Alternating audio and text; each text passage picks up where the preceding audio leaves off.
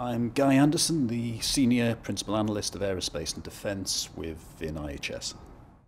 At the moment, we're seeing the world defence market shift in a way which is unprecedented since the end of the Cold War. It's over the last 2 decades, we've seen what we call the Atlantic concentration. Defence spending has been focused on North America and Western Europe.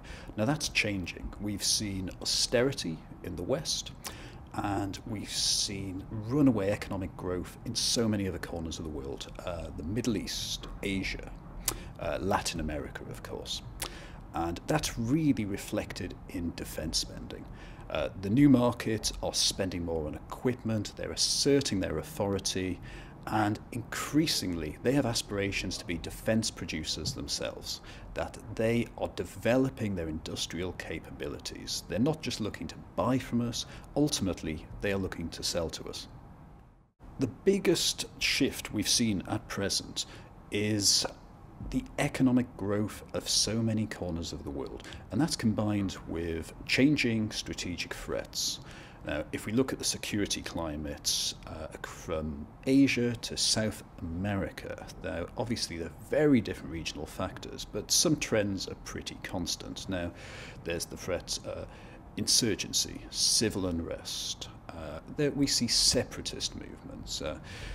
Today we see very little peer-to-peer conflict, but there are still threats in the world. The world is not getting any safer. We're also seeing so many countries beyond North America and Western Europe trying to assert their new authority. They want to play a role on the global board. They are no longer satisfied with a lower tier second place position, and that's reflected in their military ambitions. They're no longer trying to project power just militarily. In fact, they're not really projecting power militarily.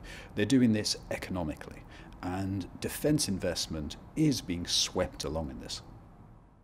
The big thing for defence companies in the West at the moment is the captive markets of the past can no longer be taken for granted.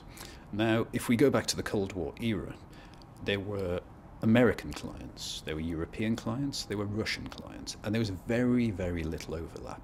Now that's changing. So many of the emerging markets of the world are relatively open.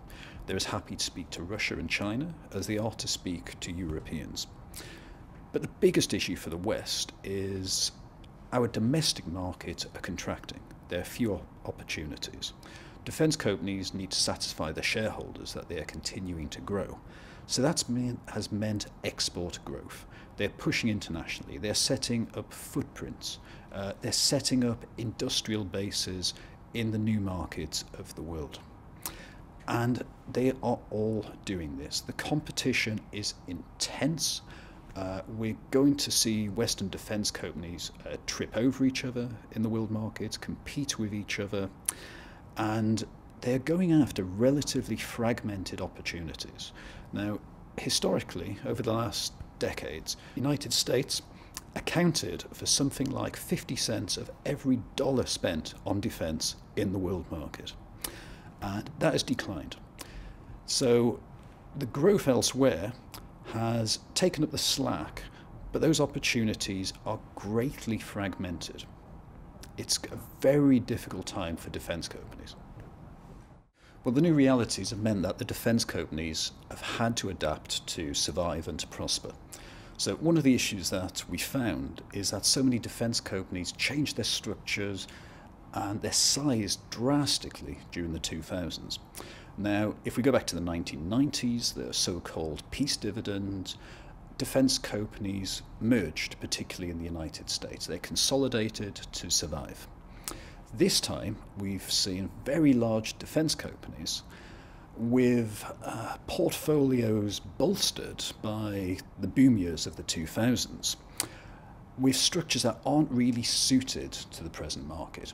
So they've been selling non-core divisions, they've been spinning off whole units, they've been splitting where necessary to satisfy shareholders, they've been buying acquisition targets in the remaining growth areas, so that could be unmanned air systems and cyber security.